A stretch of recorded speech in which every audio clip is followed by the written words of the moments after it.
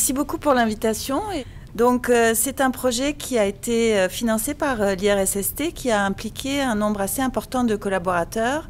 On sait que les problèmes à l'épaule sont plus importants que d'autres et qu'ils coûtent plus cher aussi. Un des constats en fait qui a fait émerger ce projet venait de nos collaborateurs cliniciens qui disaient c'est quand même étrange, parmi tous les gens qui ont des problèmes notamment de rupture de la coiffe des rotateurs, à peu près la moitié vont récupérer pas si mal suite à une intervention de réadaptation et l'autre moitié va continuer à souffrir et va pas réussir à récupérer. Donc c'était un petit peu ça notre questionnement de départ et le constat que tout ce qui touche la coiffe des rotateurs est relié à des symptômes qui sont très très variés et qui sont autant liés à la dégénérescence musculaire, donc l'atrophie musculaire, l'infiltration graisseuse, mais aussi aux douleurs et probablement à une biomécanique articulaire qui serait anormale. Donc la question qu'on s'est posée quand on fait un diagnostic de rupture de coiffe et qu'on s'aperçoit aussi qu'en imagerie, il peut y avoir des gens qui ont des petites déchirures et qui ont des problèmes fonctionnels majeurs et d'autres qui ont des déchirures massives et qui continuent à avoir une fonction qui n'est pas si mauvaise que ça. Donc on s'est dit, il y a quelque chose à aller chercher là et notamment essayer de trouver un ou des indices qui pourraient être représentatifs de la fonction. Le problème donc, c'est que le niveau de fonction des patients n'est pas corrélé nécessairement avec le diagnostic et on n'a pas vraiment de méthode qui nous permet de prédire le niveau fonctionnel de patients qui sont atteints de cette maladie. Alors du coup, on a posé l'hypothèse que le déplacement relatif entre la tête humérale et la glène pourrait constituer un indice clinique qui, combiné à des informations en imagerie, pourrait expliquer le niveau fonctionnel des patients. Donc notre premier objectif, c'était de développer une méthode qui permettait justement de mesurer ce déplacement relatif. Lorsqu'on met des capteurs sur la peau, la peau bouge tellement par rapport aux os qu'on ne peut pas aller chercher ces petits déplacements de toute petite amplitude. Et ensuite, d'essayer d'analyser une cohorte de patients très impressionnante. On est allé chercher 90 personnes, 60 sujets avec des ruptures de coiffe de symptômes différents, mais ils avaient tous une rupture du supraépineux minimalement. Et d'essayer de voir parmi tous ces gens-là, d'âge, de sexe appareillé et puis d'âge varié, qu'est-ce qui les caractérisait en fait. Donc c'est vraiment une recherche exploratoire pour essayer de déterminer et puis essayer de répondre à notre hypothèse. Alors si on regarde un petit peu pour ce qui est de l'analyse du déplacement de la tête par rapport à la glène dans la littérature, on peut utiliser la radiographie plane qui est relativement accessible en clinique mais qui reste une mesure 2D, donc probablement pas assez précise pour avoir les déplacements dans les trois directions. Ensuite, il y a beaucoup de recherches qui sont intéressées à l'IRM ouvert. C'est relativement cher, au Québec peu accessible, bien que ce soit non irradiant, mais ça ne nous semblait pas une technique utilisable dans une routine clinique et c'était un peu ça qu'on avait toujours en arrière-plan, c'est qu'un jour ce soit une technique utilisable dans une approche vraiment clinique.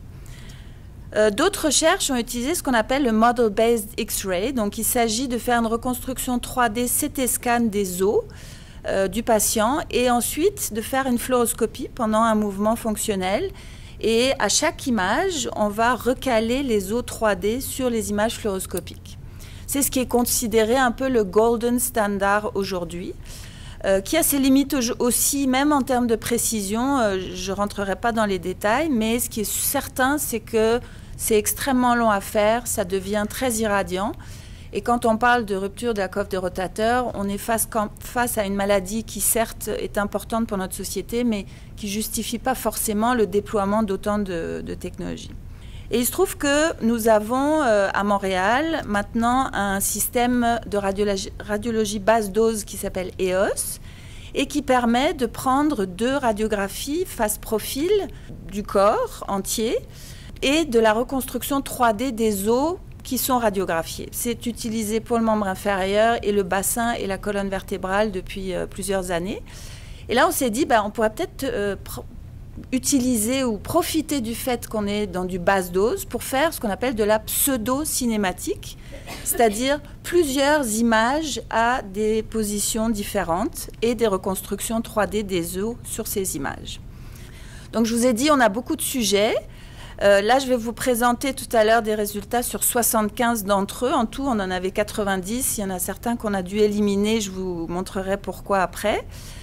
Tous ces sujets ont eu un examen physique, un diagnostic par IRM qui a permis d'évaluer la taille de la rupture, l'infiltration graisseuse selon la classification de Goutaillé et l'atrophie musculaire, qui ont donc pu être évalués. Si on regarde ici, on avait un groupe de sujets asymptomatiques, donc avec un grade d'infiltration graisseuse de 0 à 2, 28 personnes, et on a pu diviser en deux le groupe des patients selon un grade, on va dire, léger ou modéré et un grade sévère d'infiltration graisseuse. Toutes ces personnes ont également eu une acquisition avec notre méthode de radiologie biplane, donc 6 positions d'élévation du bras dans le plan de la scapula, que vous voyez ici. Donc là, vous avez le patient avec le bras le long du corps, deuxième radiographie, troisième, quatrième, ainsi de suite, jusqu'à avoir une dernière radiographie avec le bras complètement élevé qu'on ne voit pas ici. Donc l'idée, vous voyez bien ici sur les images à quel point il est difficile de reconnaître les structures, notamment la scapula est cachée derrière les côtes, etc.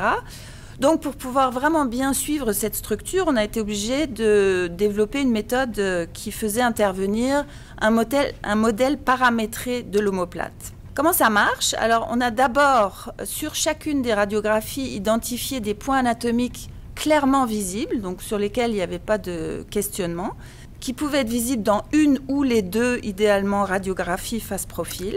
Là-dessus, on superposait un modèle paramétré, donc c'est un modèle représenté par essentiellement des lignes et puis des cercles, qui représentent les différentes régions de l'omoplate. Ça a été généré notamment dans le travail avec le laboratoire de biomécanique sur des omoplates sèches, 43 omoplates sèches qui ont été régionalisées, pour essayer de représenter l'omoplate par différentes primitives géométriques, qui sont donc placées, ce modèle-là 3D placé sur la radiographie.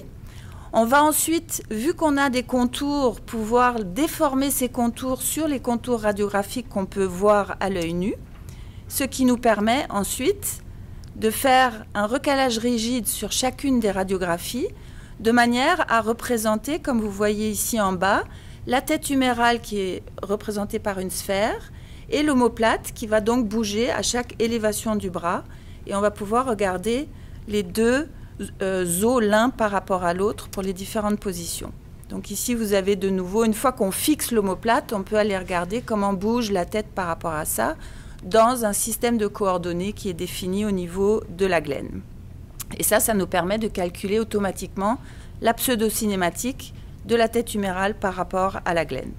Comme les personnes sont tous de tailles différentes, lorsqu'on a voulu analyser les déplacements, on a décidé d'adimensionnaliser, si on veut, les déplacements inféro-supérieurs par rapport à la hauteur de la glène, les déplacements antéro-postérieurs par rapport à la largeur de la glène et les déplacements médio-latéraux par rapport au rayon de la tête humérale. On regarde tout le monde en proportion de sa taille. Quand on regarde la validation de notre méthode, on a d'abord fait une validation sur cadavres. Les cadavres, on avait des acquisitions CT scan des os. On les a placés dans la cabine EOS et on a fait faire à notre cadavre 5 positions qui étaient équivalentes à celles du patient dans la cabine. Et on a analysé ici 3 de ces positions-là et on voit les précisions entre le déplacement calculé avec notre méthode et le déplacement réel avec les CT scans et des billes de tantale dans l'image qui nous permettaient exactement de déterminer le déplacement entre les deux os. On a une précision de la méthode qui est à peu près sous-millimétrique. Sur cadavre, je ne peux pas faire ça sur des êtres humains parce que je ne peux pas leur injecter des billes de tantale, mais sur cadavre, on a une très bonne précision qui devrait être un peu surestimée par rapport à ce qui se passe chez l'humain, mais on est très content de ces résultats.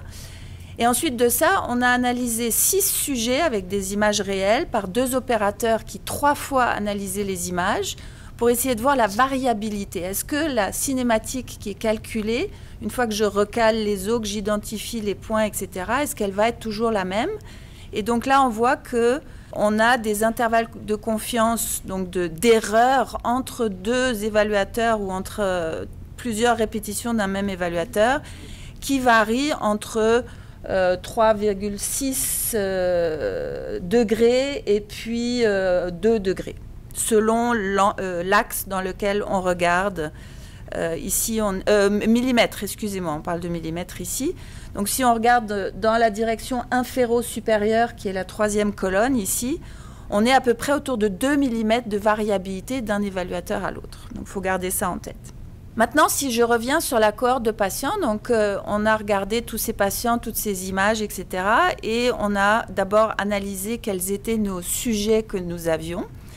Et on s'est rendu compte quand même que parmi les sujets qui se disaient asymptomatiques, un grand nombre d'entre eux avaient quand même des niveaux d'infiltration graisseuse non négligeables et des ruptures partielles de leur supraépineux, sachant que on avait matché par âge nos 2 cohortes. Donc, comme les personnes étaient âgées, nous étions en présence de gens qui avaient déjà un début de, je dirais, maladie, mais qui étaient asymptomatiques. Pour les patients avec infiltration graisseuse, la plupart avaient une atrophie du supraépineux de grade 1-2. Et pour les patients avec infiltration graisseuse 3-4, on avait une atrophie musculaire sévère chez tout cela et des tailles de rupture qui étaient plus importantes. Maintenant, si je regarde les résultats au niveau de la pseudo-cinématique, ici vous avez représenté, vous voyez de face le plan de la glène. Et les petites croix sont en fait la position du centre de la tête projetée sur la glène. En vert, on a les patients asymptomatiques. En bleu, les patients avec infiltration graisseuse légère. Et en rouge, sévère. Et ce qu'on a pu montrer, c'est qu'il y avait un déplacement qui était relativement similaire, un déplacement antéro-postérieur similaire pour les 3 groupes, et un déplacement supéro-inférieur ou supérieur en fait, qui était plus important à 20 degrés d'élévation, à 45 et à 60 pour les patients qui avaient une infiltration graisseuse plus sévère. Ici, on revoit la même information, mais représentée différemment. Donc, vous avez en Y le déplacement relatif gléno-huméral et en X, vous avez l'angle d'élévation du bras. Donc, quand on regarde ça, on se dit, OK, il y a vraiment relativement peu de déplacements. On parle de déplacement en pourcentage ici, donc c'est des valeurs qui sont très variables, visiblement, entre les patients et des valeurs qui sont aussi très faibles. Donc, on est à la limite de la répétabilité de la méthode. On est au-delà de la précision, mais on est un peu dans la zone grise, là où ça se pourrait que ce soit lié aussi à une question de problème de répétabilité de la méthode. Et le constat, c'est qu'une analyse comme ça, univariée, où on prend un seul indice, est trop limitée pour pouvoir expliquer vraiment les différences entre les personnes. Ici, vous avez le déplacement en médiolatéral où on ne voit aucune différence entre les 3 populations. Donc en conclusion, ce qui est intéressant avec cette étude, c'est que nous avons un nombre très important de sujets. Nous avons beaucoup d'informations, on a des IRM, on a aussi de l'ultrason, on a cette pseudo-cinématique, on a le modèle 3D personnalisé de chacun d'entre eux. Donc maintenant, on est face à une base de données qui est vraiment exceptionnelle. On a montré qu'on avait une précision sous-millimétrique et qu'on avait une relativement bonne reproductibilité. Je pense que c'est un protocole, là on est parti avec un protocole assez gros, beaucoup de positions. L'idée maintenant c'est de rendre ça applicable à la clinique, donc de réduire le nombre de positions mesurées. Mais pour ça il faut trouver, alors là on vient de voir qu'à 20, 45, 60 degrés, il semble y avoir des différences. Donc l'idée c'est peut-être d'avoir que 2 positions ou 3 maximum. Et on doit aussi continuer à valider notamment la personnalisation, puis ça intéresse beaucoup nos chirurgiens, la personnalisation de la géométrie 3D au niveau de la glène comme telle et de l'acromion, parce que l'acromion pour l'instant le modèle, il n'a pas été développé pour être vraiment bien ajusté aux images, mais ça, c'est des choses qui peuvent être raffinées par la suite. Donc, c'est de valider cette reconstruction 3D sur des CT scans, et nous avons là une cohorte de 15 sujets qui ont à la fois, c'est des gens qui ont des dislocations de gléno-humérales à répétition, et donc eux, ils ont tous un CT scan clinique, et ils ont eu le protocole de pseudocinématique. Donc on va pouvoir continuer à valider notre méthode pour comparer si notre modèle 3D osseux représente bien la vraie géométrie osseuse. Ce que je voulais simplement vous mentionner, c'est qu'on s'est aussi aperçu, puis je pense que c'est aussi de partager cette information-là. Ça a toujours l'air un peu magique hein, quand vous voyez les images, les animations, c'est tout merveilleux. Et bien, regardez le genre d'acquisition qu'on a pu avoir de temps en temps. Donc là, la personne, elle ne fait pas du tout ça. Elle a mal, alors elle fait ça. Et donc là, au début, on a eu plein de problèmes. Il lève bien le bras à 90 degrés. Mais ce n'est pas 90 degrés par rapport au thorax, c'est 90 degrés par rapport à une verticale. Donc il a fallu éliminer, c'est pour ça qu'on a dû éliminer un certain nombre de sujets de notre base de données pour cette analyse-là en particulier. C'est qu'il y avait des gens qui ne suivaient pas ce que le radiologue ou le technologue leur disait de faire comme mouvement, notamment parce qu'ils avaient trop mal. Nous, notre idée, c'est qu'il fallait que le mouvement soit non contraint, il ne fallait pas qu'il s'accroche quelque part. Mais tout ça, ça peut être réfléchi dans un contexte différent. On voulait vraiment avoir un mouvement qui ne soit pas contraint au niveau gléno-huméral. Mais si on veut juste avoir le modèle 3D, on pourrait très bien imaginer qu'on a une poignée ou un endroit où ça côté, et puis ça donne des images très bien. Notre deuxième problème, c'est que nos sujets asymptomatiques ne sont pas des vrais sujets sains. Ce qui est intéressant, c'est qu'ils ont le même âge que nos sujets symptomatiques. Mais du coup, qu'est-ce que l'épaule saine? Ça, je ne peux pas répondre à ça pour l'instant. Et pour le moment, le protocole est trop long. C'est entre 30 à 45 minutes pour faire toute la séquence. C'est déjà pas mal, mais dans un contexte clinique, évidemment, il faudrait pouvoir réduire. Et il y a encore du travail à faire en analyse d'image, parce que quand les côtes superposent certaines structures anatomiques nécessaires pour la construction du modèle personnalisé, ben là, on ne peut pas inventer où est la structure. Donc, par contre, il y a des techniques différentes de seuillage, d'extraction et puis de connaissance a priori d'informations cherchées qui pourront nous permettre de raffiner la chose. Donc à venir, c'est la corrélation multivariée entre ce qu'on observe comme anomalie pseudocinématique, les types et les tailles de rupture et la morphologie de la scapula. Est-ce que la version de la glène ou l'inclinaison la version ou l'inclinaison de la glène sont des paramètres qui pourraient combinés à d'autres choses, être prédictifs d'une mauvaise fonction.